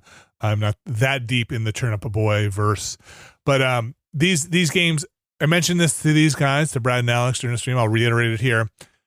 My takeaway was mostly, I'm glad somebody's putting money into the hands of these developers making games here. You know, getting some money to make your indie game seems tough, and to find someone to help you bring it along seems great. Yeah, none of the things on here really jumped out at me. No, I mean, it all looked fine. Like, I didn't see anything bad looking on there. The Catanaut, I believe, was that last game they showed. I thought that looked pretty good. But, that's samurai with a gun. Yeah, but you know, the bigger there was that one. What was it? Basketball Classics? Is that what that was called? Yeah, Basketball Classics. That definitely looked the most kind of Acclaim coded, I guess. Yeah, like retro, but like a specific kind of retro that feels like, you know, it very much in keeping with the spirit of like modern indie games. Like it doesn't feel like a throwback to like NBA Jam or anything. It feels like its own weird boutique thing. Yeah, for sure. But anyway, you know, like now we have an idea of what the new Acclaim is going to be, and the answer is pretty similar to a lot of the other indie publishers out there, and I don't think it's necessarily a bad thing to have more of those operating. No, totally. Now you can go to Devolver, Annapurna, or Acclaim. Well, again, you know, what is the refrain we've heard over and over again? Funding is drying up everywhere. Like, people are being extremely gun shy about funding projects. So, you know, whatever you think of the Acclaim name, what they seem to be doing here is just providing another place for potentially people to get their games published. Yeah, that's right. Yes, everybody's out there just trying to find the next Bellatra. Yeah, or the next Vampire Survivors, which they seem to have one of those. Which they seem to have. Yeah. I think if you go to playacclaim.com, I did not even check to see who owns acclaim.com. Playacclaim.com. There are 4 buttons there. One is home, one is games, one is pitch, and one is more. So right there, if you click on the pitch button, maybe there it is. It'll tell you how to pitch a game. That's cool. Yeah. It's got a whole thing about pitching games, design docs, builds. That's great. That's kind of cool. Yeah, they showed what would you say? Half a dozen games? Like 8 or 9. I think was it that many? I thought it was more like 6 or 7, but I could be wrong. All right. You can watch that stream. Like Brad said, it was the archive of it. It was like 15, 20 minutes long, not super long. 9 games. Okay. 9 games. Damn. And they'll have much more. They said that this is a showcase, and they intend to have more showcases in the future. Brad Shoemaker, what else is on our news slate this week? Let's just whip through these here real fast. I have to go get a COVID shot after this. Oh, good for you being able to get one. Couldn't get one last week. I was not eligible, and then yesterday it said I was, and I'm like, I'm doing this while I can. Yeah, definitely. Because it might change again next week. Mm-hmm. So we'll move through these somewhat expeditiously here. Video game handhelds, they are hot. Perhaps you've heard of them. The Steam Deck. Never been a better time. The forthcoming ROG Xbox Ally from Asus. Lenovo has the Legion Go. On and on. You know how it is. Yes. Anyway, my header in the doc for this is truly this is the age of handhelds. Yeah. The news point here that jumped out at me as being kind of interesting is the Lenovo has come out. Well, okay, so there's the Asus ROG Xbox Ally that we've talked about in the past. That's the Xbox branded handheld that they announced back around Summer Game Fest, or kind of confirmed or whatever. That thing is going to have like kind of a direct Xbox experience on it. Different from like the current handhelds on the market, just kind of run Windows. And I think this is a boot into the Xbox app. That thing is kind of a boot directly to Xbox interface, more like the Steam Deck, which has, it's Linux based there, but the Steam OS it's very much like here's a menu for people who just want to play video games and not have to run a PC interface on their handheld. Right. Well, I think, correct me if I'm wrong, this full screen experience, whatever they're calling it, also they're touting that it should free up some resources by just having a slimmer. That's potentially the word. This is like Brad, you and some other people will get this. This is like putting your boot disk in to play your to free up some memory for your game. Yes, this is making my X-Wing or my X-Wing boot disk because I cannot free up 600K of conventional memory to save my fucking life. Mm-hmm. That's right. You're not going to play your new PC game until computer game. Yes. You're not going to play your new computer game until 3 days after you got it. But this, hopefully, it's a smoother experience. Just load your mouse driver into high memory, people. Take it from me. Okay. The news here is that Lenovo has, they've got their line of handhelds coming out. They have announced that the Legion Go Gen 2. Bad name, but go for it. I know. It's a lot, which is not out yet, but it is also going to be getting that Xbox full screen experience that the actual Xbox branded handheld is. But not at launch. Not at launch. It'll be after launch, and that thing doesn't come out until October, and it sounds like it'll be next year before it gets the Xbox stuff. But kind of seems like a fairly notable thing here that you're not going to have to buy that Asus Xbox branded handheld to get this Xbox specific handheld experience. So kind of goes to what the Microsoft strategy is here of, this is going to be a whole ecosystem across different vendors' devices. And not just one thing you have to buy with their logo on it.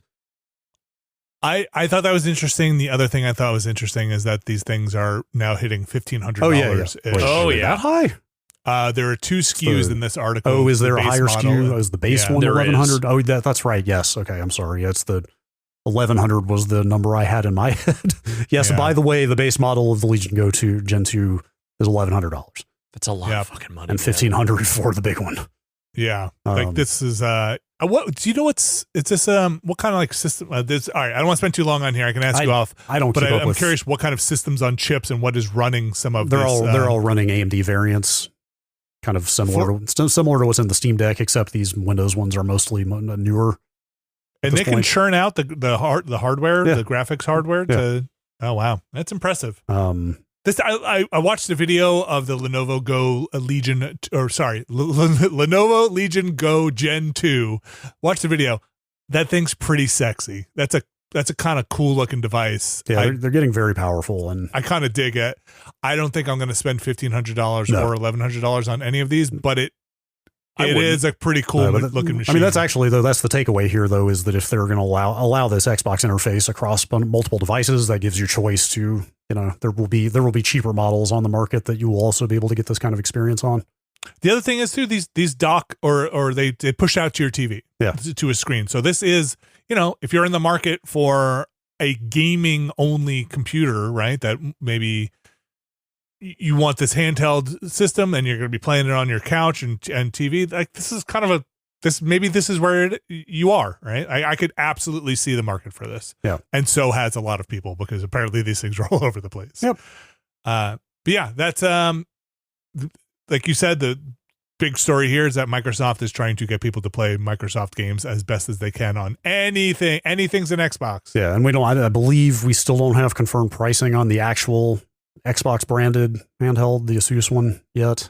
So remains to be seen how much that thing's going to cost, but yeah, it's good to know that you won't have to buy that one to tie into this kind of play ecosystem. Your Silksong, right? All right, just a reminder: Microsoft still on the BDS list. Yeah, I'm going to say I'm probably not going to be buying this, even if they get off the BDS list at some point. Well, this is you don't have to have the Microsoft app for your. I know. I'm just $1,500 Lenovo. I'm saying the Lenovo Go thing of all stripes is a no-go for you. Is a no-go for me. Okay. Next up here, well, Brad, do you mind if we just jump right into Wolfenstein here because sure. we'll stay on the inside Microsoft. Yeah. Yes. Very surprised to see a Wolfenstein related headline come across my news feed. But this came out of a I guess No Clip, friend of the show No Clip, Danny O'Dwyer's outfit. I guess has a new documentary out on the history of machine games, in which they bring up Wolfenstein and basically say, yes, there was, I don't know, how do you interpret this? a third game in the trilogy. I interpret it as they have in mind a trilogy of games. They definitely have that. Yeah, they want to bring this trilogy to the public. They haven't even gotten to Mecha Hitler yet. Right. Do they have the green light to go forward with that third game, though? I'm not so sure. That's very much how these quotes read. Yeah. I got the impression that Indiana Jones did well, but maybe not gangbusters. But I have to imagine they are not in a position where they can't say, hey, we want to make Wolfenstein 3 if we really want to. Like, I can't imagine now that Microsoft is just telling them, no, you have to make more Indiana Jones forever. Brad, if you're talking about some of these qualifying statements here that basically say, the one quote I think that supports exactly what you're saying is I think that's important to say because at least I hope that we're not done with Wolfenstein yet. Yeah. We have a story to tell. Yeah, we have a story to tell. These quotes came from Jörg, I hope to God I'm saying that right, Gustafsson, who's the studio head of Machine Games. But yeah, there's got kind of a whole spiel about, yes, we went into this with a trilogy in mind, and New Order was this, and then New Colossus. You kind of build a bigger resistance, and so on and so forth. But then, yes, I mean, I think this is important to say because we have always seen this as a trilogy. So that journey for BJ, even during those first weeks at id, when we mapped out New Order, we still had the plan for at least that character. What will happen in the second one? What will happen in the third one? Right. So but again, considering they have then gone on to make a completely different game, these comments sound fairly tentative. I'm not holding my breath for that third game to ever get made. I'm reading this very much as we just don't have a green light for anything right now. We have a game design in mind. We probably have a story in mind, but this doesn't read to me as we need people to speak up because Microsoft doesn't want us to make this. It reads more of we just don't know what our next thing is because we don't have the green light for anything yet. And I haven't watched the making of Wolfenstein no clip video yet, so it might say inside of it, but I'd be curious to know when those interviews were conducted, right? Sometimes these things are conducted over a span of time. Maybe things have changed. Certainly things have changed inside of Xbox games. Certainly. So I don't know when these were recorded. Maybe it's possible. Again, I could ask Danny, or maybe it says inside the documentary. Maybe it was recorded before Indiana Jones came out. Maybe they didn't know what the reception to that might be like. Yeah. And I think, like Alex, like you said, I think that did fairly well for them. I think it did quite well. But I mean, to me, it's just nice to hear the stuff confirmed. I mean, you always suspected that was the case, considering that Wolfenstein 2 leaves off on kind of a massive, cliffhanger-y sort of situation, or it's very much setting up a third game. So it's nice to hear confirmation, and especially when they put out that spinoff Youngblood. And you were just like, what are they doing with this franchise? Where's Wolfenstein 3? I want to see the conclusion of that story. So I never played it. I never finished it. I don't know if I even played that much. Youngblood was not Youngblood. No, it's not great. I did not care for it. It's just a very different kind of game. It's more loot driven and online co-op-y. It's also just not that well designed. It was just not fun. It did not do it for me. Do you remember that? Do you remember, was it that Far Cry co-op game that came out as well, where yes. Do you remember the drug in Far Cry that would turn everything really psychedelic? Yes. And remember that co-op game, and the cover was very colorful and psychedelic. They were two sisters or something, or were they twins? Was it Far Cry New Dawn? Yes. That's a bad title if it was. Is that what you're thinking about? That was the Far Cry 5 spinoff? Yes, it was a Far Cry 5 spinoff. Yes, I do remember that. Yeah, because I don't think that was the first one to have co-op, but I think it might be the first one that made the story built around co-op. Mm-hmm. It's called New Dawn? Yes. Okay. Which I was second guessing myself when I tried to think of that name. Because Cronos is also Cronos the New Dawn. Yes. Anyway. It just made me think of it of are those two time and place things where those types of experiences were being shopped around? Yeah, they were big then for sure. But I mean, I frankly will be surprised if the third Wolfenstein ever gets made, but I sure hope so. I bet it will. I don't know. I bet it will. I got the sense that those games, especially the second one, maybe did not do what Bethesda was looking for. Well, don't worry, because they're just going to put them on all the other platforms, so it'll be fine. I tend to think nowadays that with enough time, somebody comes around and there's enough reminiscing for those things that somebody wants to take another stab at it. Now, will they be the ones to make this next Wolfenstein game? If it's not the same people who made New Colossus making it, then don't bother. Let me put another bug in your brain here, just real quick, about a thing that might potentially put a little bit of a delay on this. Making Wolfenstein 3 right now, while I would love that, I wonder if there are some other further reaching ramifications, like politically, that might make that more difficult. Like, for instance, an administration that really likes to tell companies when they don't like it when they're doing something. Yeah. Microsoft has no pending mergers going. I assume they always have a pending merger. They do have let's just say they have their hands in some other things. Look, man, there's plenty of other leverage you can apply when you have the almighty power of the state at your disposal. Yeah. Anyway... Just throwing it out there.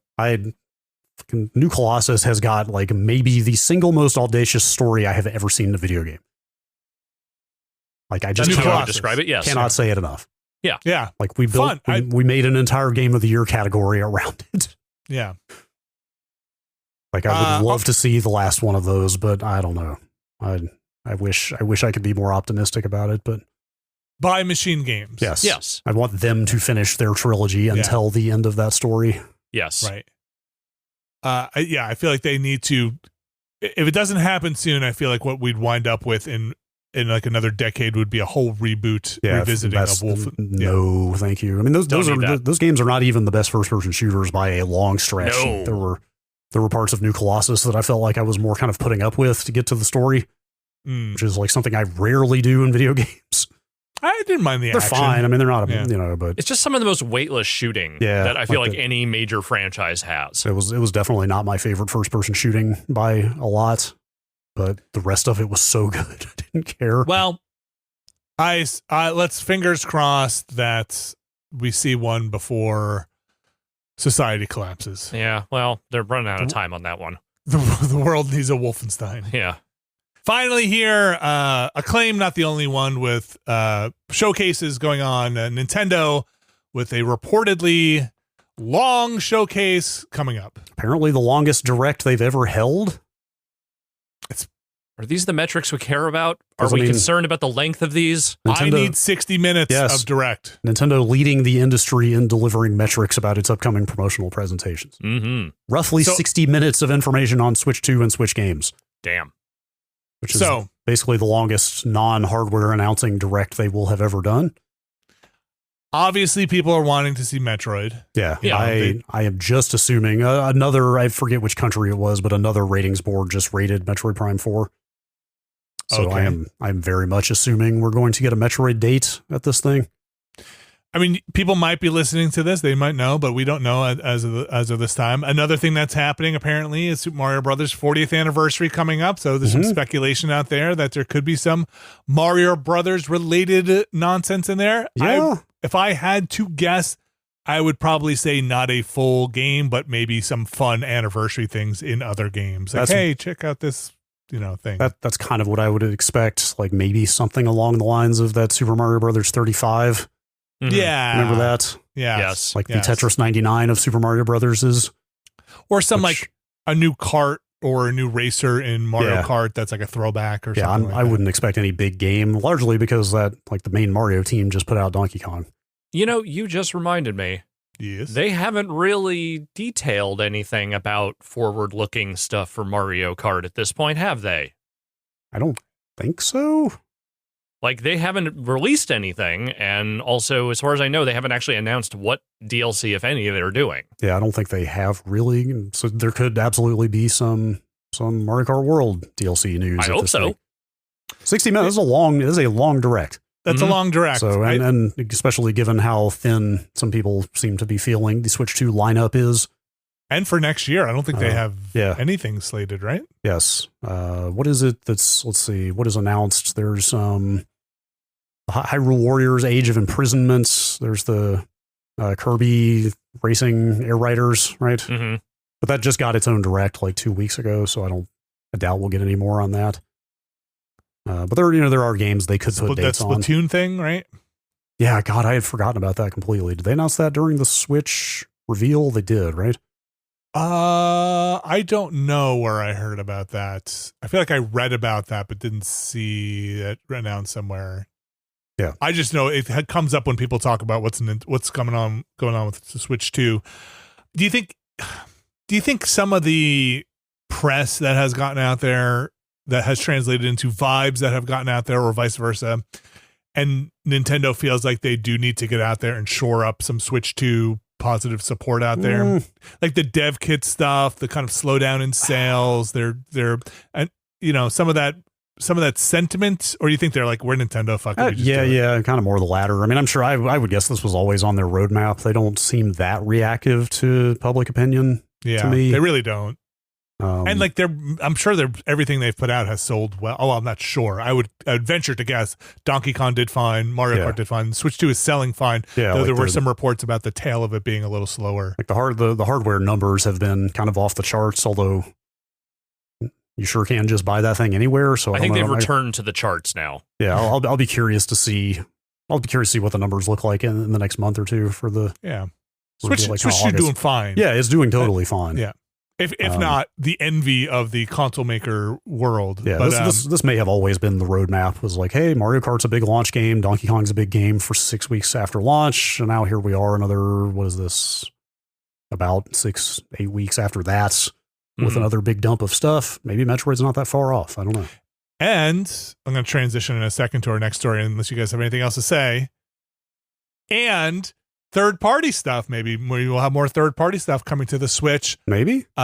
We just had an update, Brad Shoemaker, on Star Wars Outlaws on the Switch after some reports that maybe that thing was not running so hot. Now reports, or where is this one coming out? Is it Digital Foundry?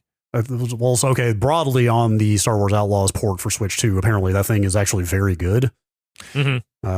But that was coming out of Digital Foundry after some people said it was not so great. I think it was the version people played at Gamescom was pretty rough, it sounds like. And so people were, and that is a current gen game that is made to run on consoles way faster than the Switch 2. And so people were pretty skittish. And there's like that Elden Ring is a disaster on Switch 2 that IGN posted, sort of the general expectations about what current gen Switch ports are going to look like was maybe a little shaky, but apparently Digital Foundry did their breakdown of release Star Wars Outlaws and said it's actually kind of mind-blowing for the hardware. So I watched a video. I don't know if this was, I linked through. So the bigger story here we're talking about is going to be the Outlaws coming on the game key card. It's the quote from the massive sound designer here about the game key cards that really caught my eye, but go on. So there was a tweet about this with, I think it was the Digital Foundry video of them playing. It didn't hit the open world spots, and I don't know if that came later on. I missed that part. Because in the video, they're like, look, we didn't hit the person playing it is like, this is running great. I'm not hitting the open world parts. I don't know if that changes later on. And that's where this quote comes up from the audio designer saying like, hey, the speed at which we need to transfer our open world assets. Yeah, so that's the story I was going to get at here. This is from Rob Banton, who is the audio architect for the Snowdrop engine at Massive, who made Star Wars Outlaws. I don't think this has been talked about before. This was new to me, at least. That's a game key card game. Those are the ones where there's no game on the cartridge. The cartridge is just a license to download the game. Those things have proven to be very unpopular. Yeah. Quite a few people seem to just not want to buy them for somewhat understandable reasons. I would describe them unpopular with me, in fact. He says that the cartridge transfer speed was not fast enough for Star Wars Outlaws to work. I don't think I had seen any explicit confirmation before that those cards, that they get cartridges for Switch 2 are actually slower than the internal storage. And so there might be some games who actually just can't run off of a cartridge. So that really casts the game keycard situation in a new light. Because, open world games stream a lot of assets off the storage and need to be able to. He does say, if we had made that game purely as a Switch 2 game from the ground up, this might not have been the case, but because this is a port from other consoles, that's how things worked out. But anyway, that there might be a technical limitation that pushes people to not be able to put games out on actual cartridge was new to me. For the Switch 2. So, okay. I don't want to necessarily dig my heels in here but I did read through that thread and other people brought this up as well. and some people said Nintendo doesn't allow it to just install the game from the card to have the actual game data on the card. Because I mean, Star Wars Outlaws came out on disc, right? And you're not going to stream off the disc. Yeah, but that's entirely at the discretion of the platform holder to allow or disallow something like that. So some people said that Nintendo doesn't allow that, doesn't allow installing off the card, which is not at all surprising to me. Because I think Banton says that the micro SD storage also is faster than even the game card, right? So you could have it installed there. What people want is to have the game on a physical. Yeah, of course. Right? Maybe that's something Nintendo could, working with third parties allow down the line. Although as kind of piracy skittish as they are about things, I'm not holding my breath for that. That's a fair point. Yeah. So yeah, I know it's something that occurred to me, because initially when I read this story first, I was like, oh yeah, okay, that makes sense. I guess they can't do that. And then realized wait, no, they definitely could do that if Nintendo allowed them to put the game on the card and then just transfer it over. If that were to happen, because right now you buy the card, you need to have the space anyway to download the game. I think it even says on the box you need to have X amount of space available. Yeah, maybe that is something that Nintendo will look at down the line, hopefully, or maybe it's something I'm not thinking of. Like I said, I saw somebody else bring it up in that thread where Rob Banton was saying this, and they were like, "That's just not what Nintendo. Nintendo don't do that. It is very much not a Nintendo like thing to do." But yeah, that's a very two things. One, that from the most recent accounts, Outlaws is running just fine. Yeah, surprisingly fine. That part, this cartridge situation aside, it seems like very good news that Outlaws works as well as it does on the Switch 2. Yeah, that's a great sign for third-party stuff coming there. And for what it's worth, that guy kind of signs off his message about, the Switch. It's like, yeah, there are limitations to this thing, but they seem genuinely fairly impressed with the hardware. And as far as what it actually can do, not necessarily what it can do with a game that was designed for different platforms. Yeah, that's the key here. And realistically, most teams at big companies that are porting games are only going to have so much time to rework them for other platforms. So this is going to be something to keep in mind. Right. Especially, I think, again, just to reiterate, at this point, I think Banton even says it's an engine level thing of streaming in the assets. Yeah. Snowdrop. All right. I think that's going to do it for the news. But there will be plenty, I'm sure, to catch in the news net for the Nintendo stuff that's coming up, 60 minutes of it, to go watch that. But we will be reporting on that not next week, but the week after. We'll let you just absorb all of that news, digest it all, and then Alex and Brad will be back. I mean, we can always do an impromptu little mini podcast while we're streaming on Friday just to give some live reacts. The thing is, it's 6 a.m. here. I'm just saying. Yeah, I'm sure it'll, by the time we're streaming that Star Trek, some stuff will trickle out. The big news we will absolutely mention. That's what I mean is on Star Trek, when we are there, we can talk about it after the fact. Yes, it'll be out by then. But the bigger point being, we will not be having a live podcast or a fresh podcast in the feed next week. Right. Next week, we will be off. Brad Shoemaker, before we get out of here and get off, too late. An email or two to kick out? Drew from Louisville, Kentucky. Mm-hmm. Wait, where did these emails come into? Podcast@nextlander.com. Good job. Thank you. People don't need to know. All right. With all the anniversaries we talked about at the top of this. The Sony PlayStation launched 30 years ago in the United States, and to mark the occasion, Matt Piscatella of Circana posted a list of the 20 best-selling PlayStation 1 games. Okay. Can you guess which of these sold more copies? Ooh. All right, number 1. Spyro the Dragon or Frogger 97? Spyro. I would guess Spyro. Answer Frogger 97. Okay. See, I feel like that was a trick. Yeah, now I know we're in trick land. All right. Oh, great. Okay, well. Okay, here we go. The rest of this is going to be interesting. Tony Hawk Pro Skater or Frogger 97? Frogger 97. Tekken 3 or Frogger 97? Frogger 97. Metal Gear Solid or Frogger 97? Frogger 97. Crash Bandicoot or Frogger 97? Crash. Frogger 97. It's Frogger 97. What the fuck? Did everybody buy Frogger 97? What the fuck? Gran Turismo or Frogger 97? Gran Turismo. It's Gran Turismo. Okay, finally, we broke the streak. Little did we know that an entire like a school district bought Frogger 97 for some like entire part of the nation. Man, what the fuck? Now I don't know. I'd have to look up what Frogger 97 cost because this is broken down by both dollars earned and units sold. Yeah. By units, 1, 2, 3, 4, 5, 6. Frogger 97 is the 6th best-selling PlayStation game by units. But not by dollars. It's like the 15th. All time? It's the 15th by dollars. So maybe that was like a budget game. It has to have been. It doesn't even have like that great of reviews. I'm trying to figure out like what it is that prompted this game selling so well. Was it like He's 20? Back. It's Frogger. Was it $20 or something? Also, it's Frogger. I don't know why it sold so well. I have no idea. This is what, late 90s? 1997. Okay, so there you go. So we got late 90s, Frogger. It's a big deal. I'm sure they pushed it. Okay. Yeah. Here's an interesting detail, which I doubt actually has anything to do with these sales, but following the game's launch, an episode of the NBC sitcom Seinfeld was produced titled The Frogger. What? There's an episode where George wants to save this arcade cabinet that has his high score on it. Okay. Oh, I vaguely remember that. Okay. So Hasbro greatly increased production of the 1997 Frogger game to coincide with the Seinfeld episode's original air date, supplying large amounts of Frogger copies to all American retailers. Okay. So it's Larry David's fault. Somebody responded to Piscatello's thread posting this list saying, I worked at an EB during high school and I remember Frogger actually flying off the shelves, especially when it was added to the greatest hits line. Fucking A, man. I mean, Frogger is a great game. Don't get me wrong. I don't know if this Frogger is a great game, but Frogger as a concept is a great game. It's also a good word. Yes. Frogger. I like saying it. Frogger. Frogger. To frog. A frogger is one who frogs. Yes, That's obviously. Right. All right. I think we're going to leave it there for emails.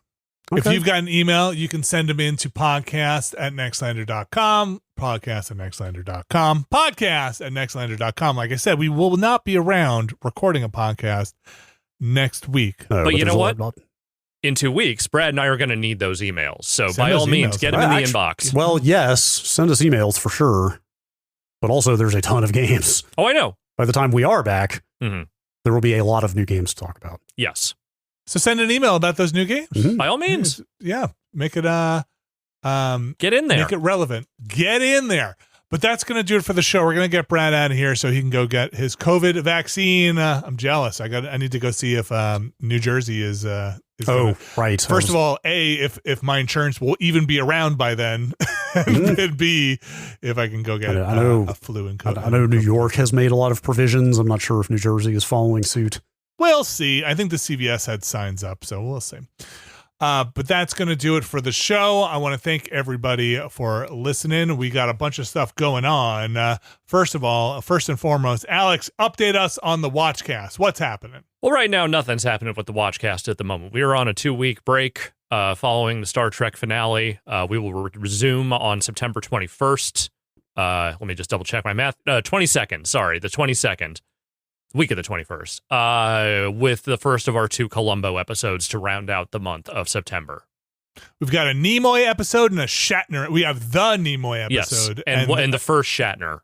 And the first Shatner. And the schedule that details where you can find those and all of that will be up before we are gone this week. And then after that will be the Scary Movies month. And I always look forward to that. And that's always a lot of fun. And I got a couple of ideas. We'll talk through it, but I'd love to hear your guys' ideas too. Scary. Scare me. But don't gross me out. Okay. That's, all right. So that nixes one of them off. So but I do have some other ideas too. Brad, you've not seen Hereditary yet, right? Nope. Okay. At some point. Disturbing movie. We played through some Cronos this week. You could check that out. We also went in on Monday back into Helldivers with Will Smith and got cooked up by them bugs. Man. Holy cow. That new update is some shit.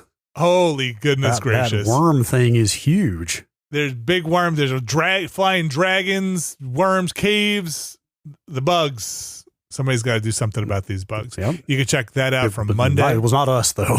No. Valiant effort. And then on Friday of this week, we will be checking out Star Trek and probably a little extra Star Trek stuff around the edges. We might dig up before we go and take our week off for the quarter. So you can check that stuff out. We've got, like we said, Ramblecast will be up. Did I say this? New Ramblecast will be up that week, and we'll have a Never Been a Better podcast in the podcast feed. Speaking of Never Been a Better podcast, you can find that entire run over on the Patreon, along with the Ramblecast, the Planorama, all the other goodies there, the Watchcast at patreon.com/Nextlander, where you can find a tier that's right for you. There is one tier, and only one, that gets their names read on this here show. And in the order that God willed it, I will read those mysterious benefactors right now. I should mention, it's the mysterious benefactor tier. Yeah, that's the one if you want to get in there. Yeah, that's the one. Yeah. I'm going to read those mysterious benefactors for you right now. Starting with Jerry Lee, Sean Miller, Sending Good Vibes on the Internet, RRE, Alpha Rhythm, Infelicitous Rips, David L, Kelly F, Brian Lucier, Skywarp, Jason Grimm, John Hubbard, NXL Retirement Fund, Evan Cook, Mark Wilhelm, Jerry Lee, Deidre, Cruiserweight Champion of the Arcadian. I'll look it up later. Okay. Robert Fisher, Bunny Money, Jad Rita, Statics, Brian Murphy, Randy Duax, Randy Alderson, Andrew Tiebkin, Alex Wu, It's Me JP, Edward Chick, Andrew Slosky, Steve Lynn, Matthew Herrig, David Campos, and Tyler Trees. Those are our mysterious benefactors for this week. Again, you can go over to patreon.com/Nextlander if you want to support us. Maybe you want to be a mysterious benefactor. Maybe you'll find another tier on that list that fits your lifestyle. We're not here to tell you how to do it. We're just here to tell you what to do. We're just telling you that we are doing it. And we are doing it. Patreon.com/Nextlander. That's going to do it for our show. I hope everybody's doing as well as you can do out there. Plenty of games to maybe close the doors, turn off the news feeds for a little while, and hunker down for some inside time, some indoor time, some spend time with the ones you love. And if you can't be with the ones you love, play a goddamn video game. That's how the song goes, right? Mm-hmm. Something like that. I think I'm going to watch Lost Highway tonight. There you go. That's a thing. Hey, before we get out of here, last thing, Alex, I know you're on the heels or in the middle of already this bachelor lifestyle, but Brad and Alex, I'll start with you. Alex, something during this break you're hoping to do? A thing? 3 things. 1, more Death Stranding 2. Okay. 2, finally fucking clean this office. Okay. Wow. And 3, live. Brad Shoemaker, you got just a thing you're looking to do? You can have 3 if you want. A couple of computer projects I want to work on, like backup stuff. Also clean the shit out of this office. He's pointing his camera around like it's messy. Which, there's a pile. It's a decent amount. Like everything in this house that does not have a place has ended up directly behind me. Funny how that goes. There is a lot of organizing and cleaning and purging of belongings that needs to happen. I have at least 3 boxes of stuff in here that needs to go up in the attic. As often happens, the time off is largely spent doing the larger projects and chores that you don't ever seem to have time for otherwise. And also playing quite a few of those games I rattled off earlier. Yep. Heck yeah. As we have access to them. I'm going to play some games. We'll see where this basement is. Maybe it'll be done. I don't think so.